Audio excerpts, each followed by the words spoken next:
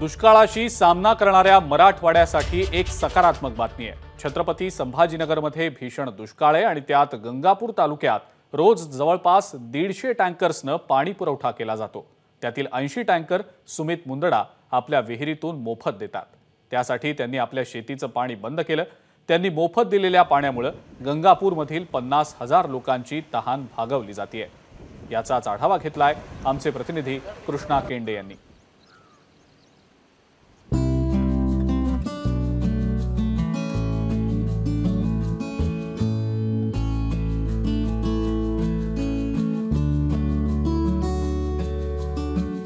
मराठवाडा सध्या दुष्काळाशी सामना करतो आहे आणि मराठवाड्याला एकूण 2000 टँकरना पाणी पुरवठा केला जातो। जिथे कुठे पाण्याचा स्रोत असेल तिथे अशा लांबची लांब टँकरच्या रांगा पाहायला मिळतात। मात्र मी जिथे आहे तिथे ही टँकरची लांब लचक रांग ही बातमी नाही आहे। बातमी थोडीशी सकारात्मक आहे। ती कुठली आहे ते मी तुम्हाला दाखवणार आहे। चला माझ्यासोबत।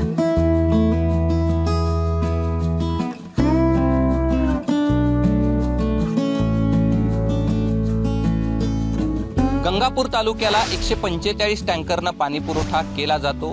त्यापैकी 70 टँकर अंबळनेरमध्ये या स्पॉटवरती भरले जातात आणि तिथे अशा प्रकारची लाईन लागलेली असते। मात्र यातलं वैशिष्ट्य असं आहे की इथे टँकरनं पाणी भरायचे म्हणजे 1 रुपया देखील घेतला जात नाही।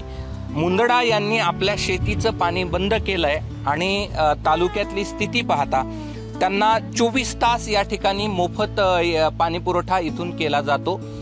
खरं तर इथून जवळपास हजारो लोकांना या ठिकाणी या टँकरद्वारे पाणी पुरवठा केला जातो। मोफत देण्याचं कारण एक का माझे आजोबा कन्यालालजी मुंदडा यांनी त्यावेळेस हयात असताना माझ्या वडिलांना सांगितलं होतं का जुन्या जमान्यात लोक पाणीपोई लावायचे आणि लोकांना पाणी पिण्यासाठी मोफत द्यायचे। तर तुझ्याकडे आज देवाने दिलेली नैसर्गिक संपत्ती म्हणजे पाणी, तू ते 1ही रुपया न घेता तुम्ही लोकांना फुकट दिलं पाहिजे। त्या उद्दिष्टाने आमच्या आजोबाची गोष्ट लक्षात घेता गव्हर्नमेंटला आज मी स्वतःहून यावेळेस पण सांगितलं का माझं अधिग्रहण करून तुम्ही लोकांना फ्री पाणी द्या। माझ्या इथून 24,000 लिटरचे असे 74 टँकर म्हणजे एकूण 17,76,000 लिटर पाणी मी डेली मोफत भरून देतो आणि माझ्याकडे 36 गावांना पाणी जातं। इथल्या साधारण एक 50 ते 52 गावांना इथून पाणी पुरवठा होतो आणि साधारण एक 70 ते 75,000 लोकांना इथून पाणी पुरवठा होतो। बरं आणि हे आपल्याला मोफत पाणी देतो।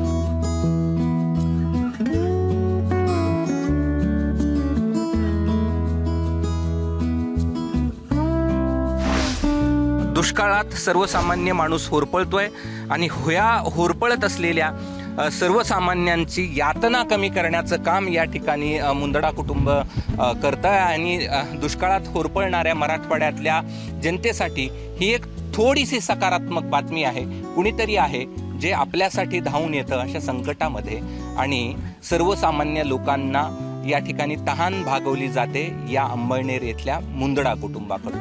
कॅमेरामन धनंजय दारुंटेसह मी कृष्णा केंडे, ABP माझा, छत्रपती संभाजीनगर। आणि यानंतर पाणीयुक्त गावासंदर्भातली आणखी एक बातमी पाहूया। आमदार बच्चू कडू यांनी एक अनोखं अभियान सुरू केलेलं आहे आणि या अभियानातून तब्बल 104 तलाव आणि बंधाऱ्यातील गाळ काढणं सुरू आहे। बच्चू कडूंचा नेमका काय निश्चय आहे आणि या पाणीयुक्त गावाची संकल्पना नेमकी काय आहे जाणून घेऊया। एक हांड्या पिण्याच्या पाण्यासाठी जिल्ह्यामध्ये आपल्याला झुंबड पाहायला मिळते, परंतु शासन प्रशासन यावर कायमस्वरूपी उपाययोजना जर आपण म्हटलं तर हे आपल्याला कुठे पाहायला मिळत नाही। परंतु अमरावती जिल्ह्यातील अचलपूर मतदारसंघामध्ये आमदार बच्चू कडू यांनी पुढाकार घेऊन कायमस्वरूपी पाण्यावर कसं त्याच्यावर मात करता येईल त्याचं उपाययोजना सुरू केलेल्या आहे। या जे काही 150 गावं असन ते पूर्ण गावं आम्ही धरणाच्या पाण्याशी जोडलेले आहे। म्हणजे पिण्याच्या पाण्याची व्यवस्था आम्ही पूर्ण व्यवस्थित करून ठेवली। हा बंधारा मंजूर करण्यासाठी हे जे डिझाईन मंजूर करण्यासाठी आम्हाला किमान 7 वर्ष गेले आणि 5 वर्ष अगोदर हा बंधारा आपण मंजूर केला आणि याच्यामध्ये आपण आता 2 ते 3 किलोमीटर पाणी थांबवावं लागलं। हे खतात जेवढी ताकद नाही तेवढी ह्या गाळामध्ये ताकद आहे आणि मग 1 किलोमीटर आता हा गाळ नदीमध्ये पूर्ण थांबलेला आहे। आपण जर पाहिलं तर किमान 70,000 ट्रॉल्या म्हणजे ट्रॅक्टर इतका गाळ इथून निघणार आहे आता या मतदारसंघात प्रत्येक नाल्यावर, प्रत्येक नदीच्या प्रत्येक पात्रामध्ये असंच पाणी थांबलेलं दिसेल, असाच गाळ लोकांना भेटत राहील. 2-3 वर्ष पाणी थांबवा, 4थ्या वर्षी गाळ घ्या, जमीन सुपीक करा. पुऱ्या मतदारसंघामध्ये हे चित्र निर्माण होईल.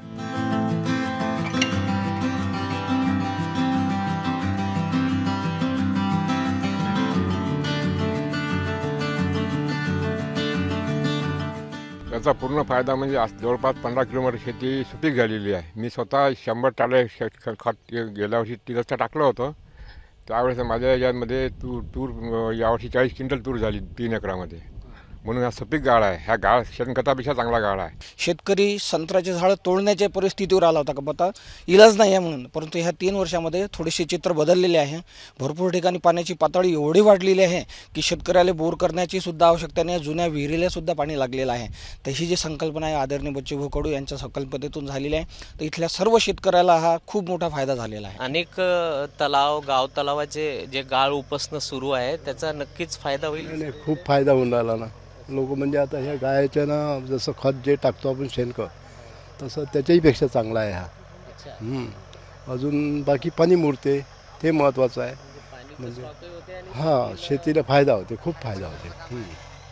बघू शकतो की नक्कीच शेतकऱ्यांना याचा खूप फायदा होणार आहे, कारण गाव तलाव आणि तलावामधले जे गाळ आहे ते उपसलं तर पाण्याचा स्टॉकही वाढेल आणि आजूबाजूला सिंचनाची जे पाण्याची समस्या आहे ती पण दूर होईल आणि पिण्याच्या पाण्याची जी समस्या आहे ती पण कायमस्वरूपी निघेल, असा दावा या शेतकऱ्यांनी केलेला आहे. कॅमेरामॅन अमोल देशमुखचा प्रणय निर्माण, ABP माझा, अमरावती.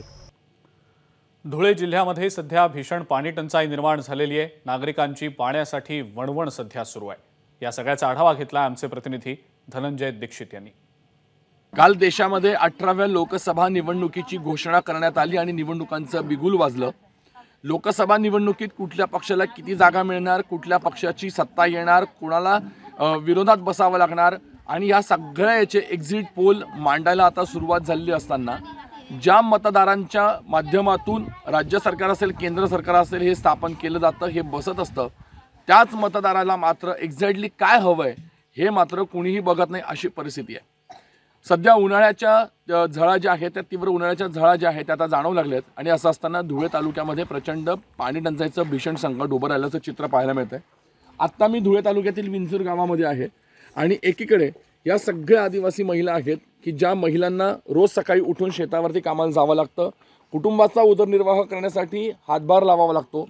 मात्र त्याच महिलांना भर उन्हाळ्यात पाण्यासाठी विहिरीवरती यावं लागतंय आणि या ठिकाणी येऊन पाणी काढावं लागतंय.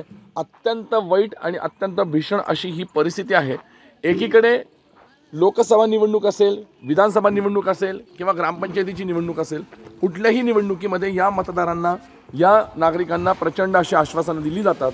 मात्र दुसरीकडे जेव्हा यांच्याच मूलभूत गरजांसाठी यांना संघर्ष करावा लागतो त्यावेळेला मात्र प्रश्न पडतो की दिलेली आश्वासनं गेली कुठे, अशा प्रकारचा प्रश्न हा सातत्याने पडत असतो. या विहिरीमधून हे पाणी काढतात आणि हे विहिरीतलं पाणी अत्यंत दूषित आहे.